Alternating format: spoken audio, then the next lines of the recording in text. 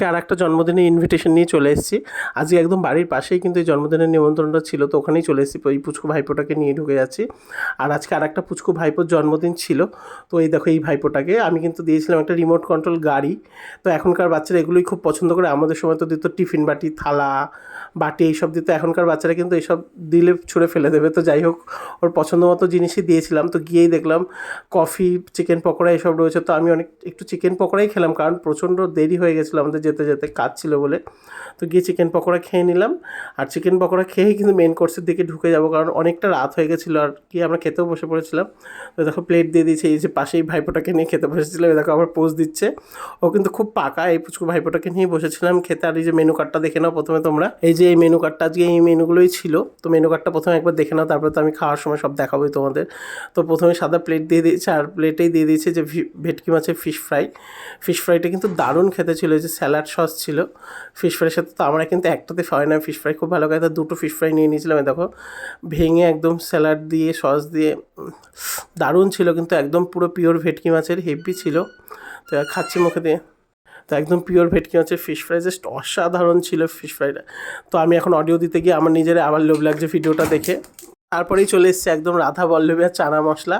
তো রাধা বল্লভী কিন্তু রাধার বল্লভী, আর দারুণ ছিল চানা মশলাটা। তো দেখো রাধা বল্লভী, যে আমার ফিশ ফ্রাইটা পুরো খাওয়া হয়নি, তার আগেই দিয়ে দিয়েছে। তো রাধা বল্লভীটাকে দেখো ছিঁড়ে জাস্ট ভিতরে কাবলি ছোলাটাকে ভরে জাস্ট অমৃত এইভাবে নিয়ে এভাবে খেয়ে দেখবে, জাস্ট অমৃত এইভাবে নেবে, এইভাবে নেবে, ও বাবা, জাস্ট মুখে দিয়ে পুরো অমৃত, পুরো অমৃত মুখে দিয়ে জাস্ট গলে যাচ্ছে, দারুণ দারুণ ছিল। তো তারপরে চলে এসছে বাঙালির প্রিয় সাদা ভাত। সাদা ভাত ছাড়া কিন্তু জমে না।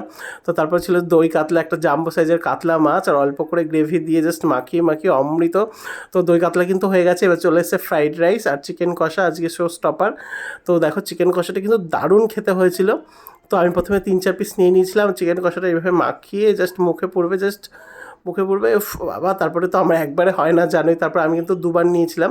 তো দেখো আরেকবার আমাকে দিয়ে গেছিলো চিকেন কষাটা, ফ্রাইড রাইস দিয়ে চিকেন কষাটা জাস্ট এভাবে মাখিয়ে মুখে পড়বে অমৃত।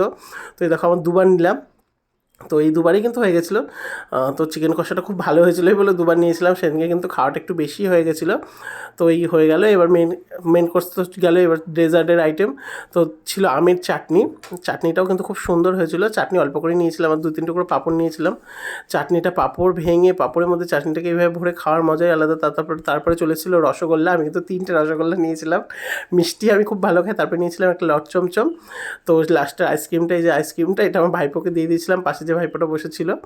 তো আমি কিন্তু আইসক্রিম খুব একটা ভালো খাই না। আইসক্রিমটা দিয়ে তো আজকে যে যার জন্মদিন ছিল তাদেরকে টাটা করে বাড়ি চললাম। টাটা।